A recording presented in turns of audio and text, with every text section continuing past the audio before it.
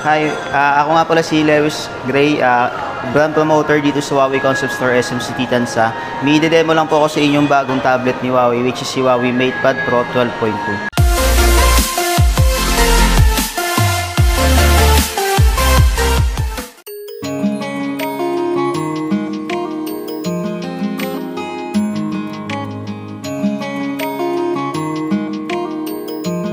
Bale, ito po siya. Yan. Si Huawei MatePad Pro 12.2, naka-tandem OLED paper matte display na po siya, na 12.2 yung pinaka-screen size. Tapos kung mahilig ka manood ng mga videos, si Huawei MatePad Pro 12.2 is naka 144Hz yung pinaka-refresh rate ng screen niya, tapos naka 2.8K resolution. Kaya kung mapapansin nyo naman sa video, ano na siya, talagang detailed na po yung pinaka-movement ng subject. Tapos sa maganda dyan, naka-quad speaker na rin siya, dalawa sa gilid, tapos dalawa rin sa may kabilang side. Tapos si Huawei MatePad Pro 12.2, kung mahilig ka gumawa ng mga Word, Excel, PowerPoint, meron na siyang free na lifetime na WPS Office. Ito po siya, pakita ko sa inyo. Bali kung sakali, meron na siyang Word. Ito maganda to sa mga sa estudyante, sa mga nagtatrabaho, kasi hindi mo na kailangan magbayad dito kay Huawei. Kay Huawei, may free na siya na lifetime na WPS Office. Tapos meron na rin siyang PowerPoint. Mas mapapabilis na yung pagpapagawa ng reporting. Tapos meron na rin siyang Excel. Tapos dito, halimbawa din sa PowerPoint, gusto mong gumawa ng mga article sa internet, pwede kang mag-multi-window.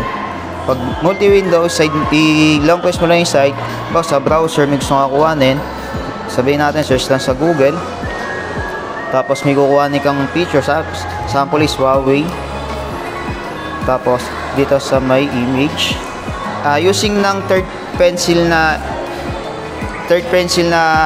pen ni Huawei, slide up mo lang dito sa taas, tapos take snippet.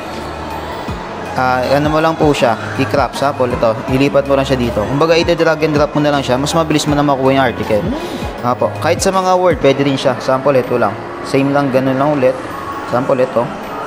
Mas pinadali na po. Kumbaga, hindi mo na kailangan mag-back pa ng ginagawa mo para kumuha ng article sa internet. Kumbaga, i-drag and drop mo na lang siya. Tapos maganda rin dito sa Huawei MatePad Pro 12.2, meron na siyang tinatawag na Huawei Glade Keyboard. Ano ba meron kay Huawei Glade Keyboard? Pakita ko lang po sa inyo.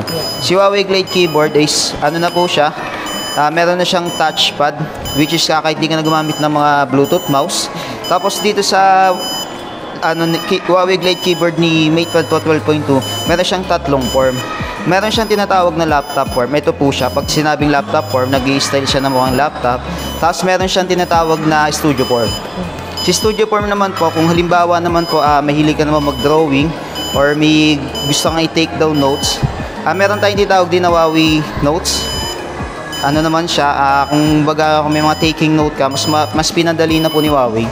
Kumbaga, pwede ka na maglagay dyan ng mga take down notes mo. Tapos maganda dyan, kung gusto mo siya palitan ng cover or i-rename siya, pwede po. Tapos, kung mahilig ka rin mag-drawing, meron din si Huawei na built-in na Huawei Go Paint. Ito kumbaga panalo siya sa mga mahilig talaga mag-drawing. Kasi ito, hindi mo na kailangan mag-download ng mga third-party app na drawing application. Dito sa ating Huawei MatePad Pro 12.2, meron ka ng built-in na Huawei Go Paint. Sample, gusto mo lang mag-drawing. Yan, marami kang pagpipilian. Kumbaga marami siyang brushes, pwede mo na siya i-edit. Kasi mga colors, dito lang siya. Sa halimbawa lang, gusto mo mag-draw ng mga, yan, ganyan. Tapos, papalitan mo lang siya. Natin circle. Tapos pwede mo rin siya i-perfect shape. So maganda rin kasi dito sa third pencil na M-Pencil ni Huawei, ano na siya, supported na siya ni Neuralink na 6 times better than Bluetooth. Tapos halimbawa nagsulat ka, meron na rin siyang palm rejection. Kahit nakadikit yung pinakakamay mo, hindi siya nai-interrupt. Yan. Tapos yung isang form na tinatawag kay Huawei dito sa Huawei Glade Keyboard, meron siyang tinatawag na integrated stylus pen. Kumbaga ito, sir, halimbawa gusto mo dalhin yung laptop na kasama yung pen.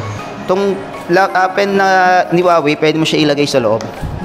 Kumbaga dito siya sa loob, tapos baka mag-worry ka pag kinulose mo yung pinaka-tablet, umumbok yung pinaka pen. Hindi po, kasi meron siyang tinatawag na integrated stylus pen.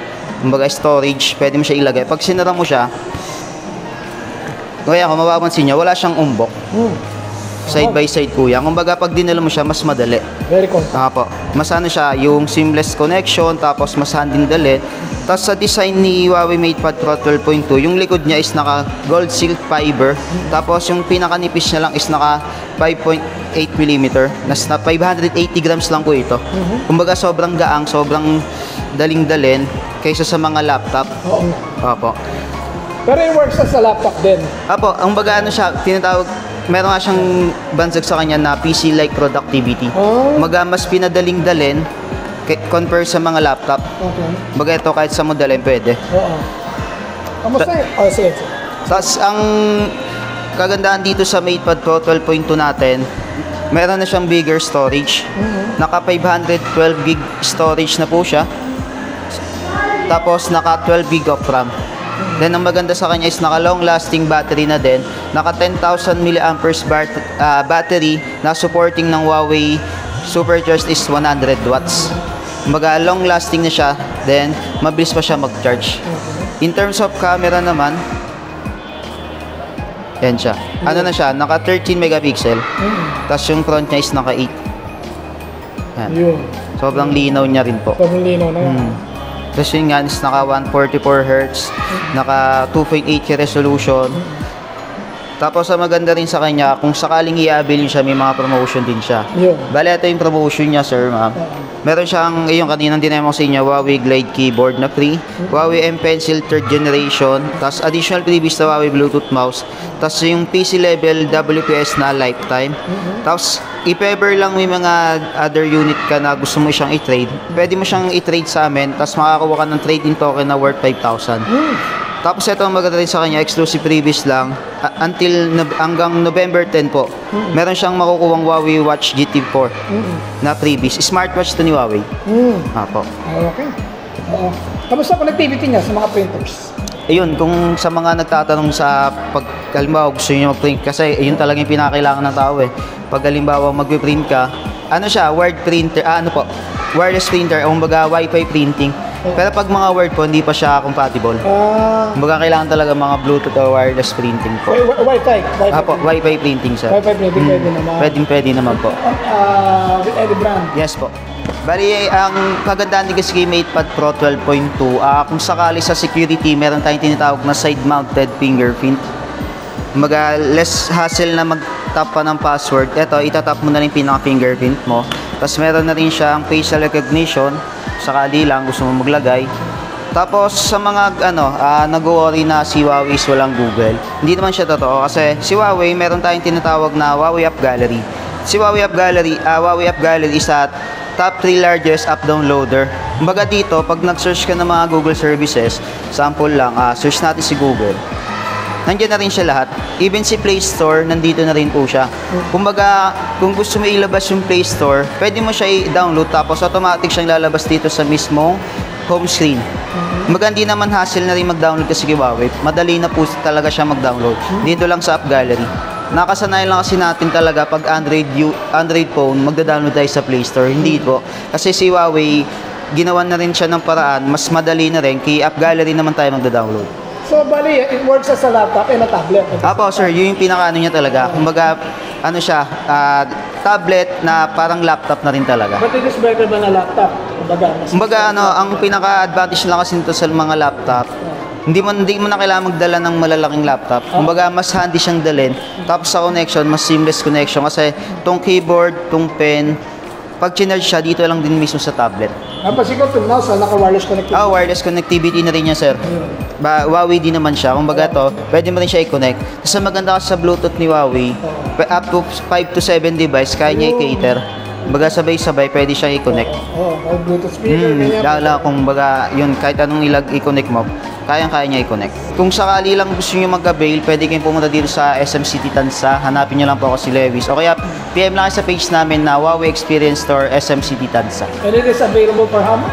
Ang price ng Huawei MatePad Pro 12.2 natin is 59,999. Sa lahat ng payment, pwede tayong credit card, on credit, cash, G-Gives, any payment method, pwede kay Huawei dito sa SM Tansa. Okay, thank you as always, Luis. Thank you, sir.